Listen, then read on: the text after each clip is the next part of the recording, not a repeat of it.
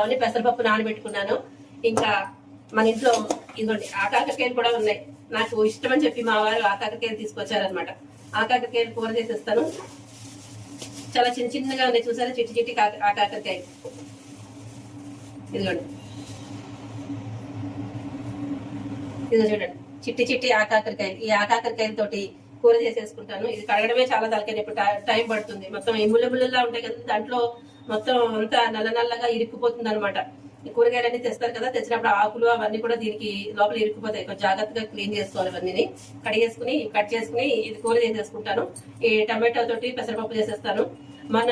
నేను ఇదిగోండి చుక్కకూర చేశాను.